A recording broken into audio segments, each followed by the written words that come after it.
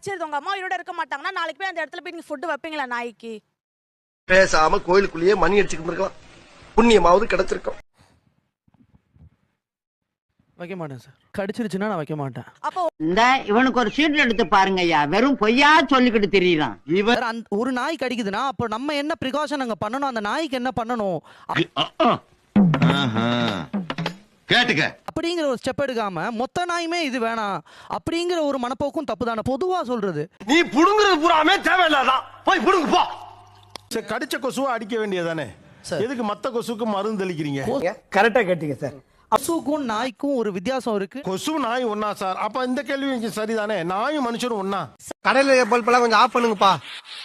ஏண்டா இவ்வளவு பெரிய பல்ப் நீரி? நாங்க வேக்சின் பண்றோம், இம்யூனைசேஷன் பண்றோம், அதெல்லாம் பண்றோம் டாக்ஸ்க்கு அப்படின்னா எங்க பாக்கெட்ல இருந்து செலவு பண்றோம். அண்ணே பாக்கெட்ல இருந்து 1000 ரூபாய் விழுந்தா கூட அதை எடுக்கிறதுக்கு டைம் இல்லை.